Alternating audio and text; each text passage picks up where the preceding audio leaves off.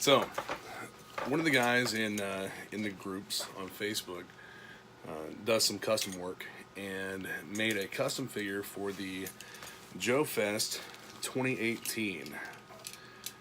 And this is the he had some extras left over after the show and offered them up, and I was able to get one of them. This is the Worlds Without End Sergeant Slaughter. Judging from the pictures, this is a very, very cool figure. Just got the package, just opened it up. Just opened it. Let's see what we got here. Oh, wow. Okay, so it's all bagged up.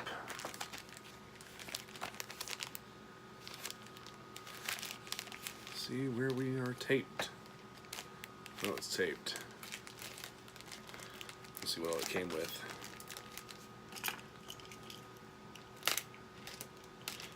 I'm not going to keep the bag.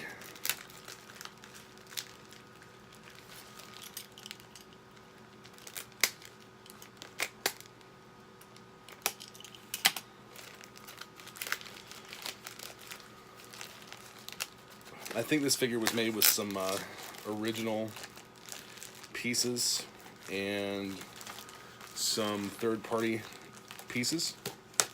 I know the torso looks to be from a third-party Red Laser's Army Viper, Crimson Viper. This is awesome.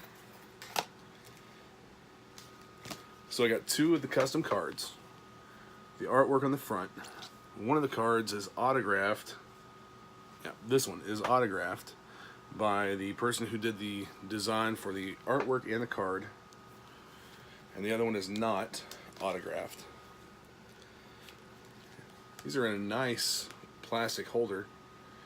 I may have to get some more of these plastic holders for the other cards that I have. Let's take a look at the figure. This figure looks to be made from the torso, waist, and legs of a Red Laser's Army Viper and the arms and head of a vintage Sergeant Slaughter. Just going to open him up here.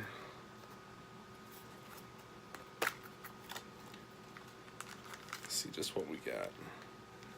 Okay. So we do have the Viper head and the helmet and backpack in a separate little container here, separate baggie. He came with a Viper rifle, no other accessories.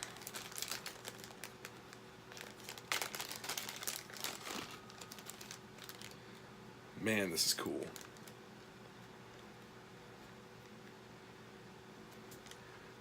Yeah, this looks like an original Sergeant Slaughter arms, and I don't remember exactly which version of Sergeant Slaughter the head and arms came from, but I think those are original parts. What are you doing, buddy? My dog's back here going through a bunch of stuff now. Hey, come here. Come here. This is my little buddy.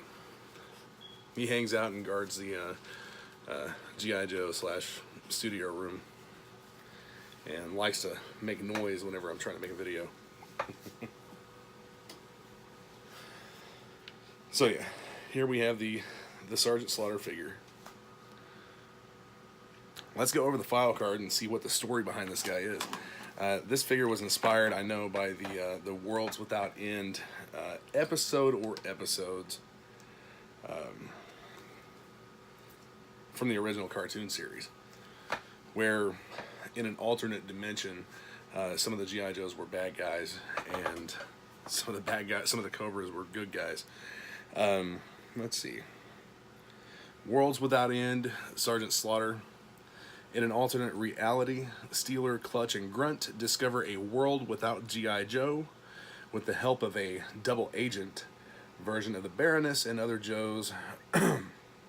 The other Joes are able to escape to our reality. Deciding to remain behind, the three chose to join the Baroness and rebuild the Joe Force. Unfortunately, they discovered that Cobra forces were trained by an evil version of Sergeant Slaughter, and learned he had a hand in killing many of the Joes himself. So it's evil Cobra Sergeant Slaughter. This is a very cool concept, great looking figure. I love the combination of parts. Of course, you have the original arms and head on a third-party torso, waist, and legs. Brian did an awesome job on this figure. This figure was put together by Brian Cosson as an exclusive for 2018 JoeFest. The figure, the artwork, the little storyline with it, everything, amazing. Did an amazing job. I'm absolutely thrilled with this figure, and I'm going to figure out a way to mount. I'm going to have to mount his bubble onto this card, possibly onto the plastic. Just mount the plastic to the plastic. That way none of the actual pieces are going to be bothered with it or anything. So, you know, I have an idea here. These cards may actually be similar in size to the Pursuit of Cobra cards. And if they are, oh, no. Pursuit of Cobra, I think, yeah. Pursuit of Cobra carded figure. And this is one of those custom file cards. They're just a little bit bigger. They're about an inch taller, and the width is just slightly, maybe a quarter of an inch off. I don't know. I have some star cases for these coming, so I'm going to try to fit some of these file cards in there and see how these would hold up with a if I were to attach a bubble to the actual card itself. But for now, since I have the stuff to do it, I'm going to try to mount this clamshell to the card holder here, and have this figure somewhat carded, still able to be removed, so that you know, you can take him out of the packaging and show him or do whatever with him, or pose him a little bit differently. Just got to figure out a way to stabilize him inside this clamshell here. That's the only thing that I don't like about these clamshells, is that when you put a figure inside one, there's a lot of extra space for him to move around a lot.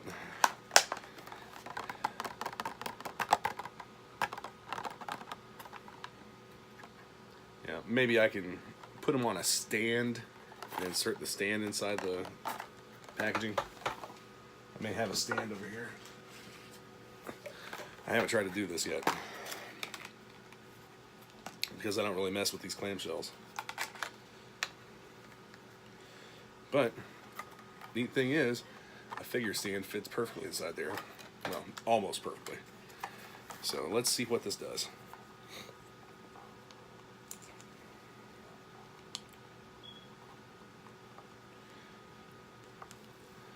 Well, this figure stand doesn't seem to want to fit the peg hole in his foot.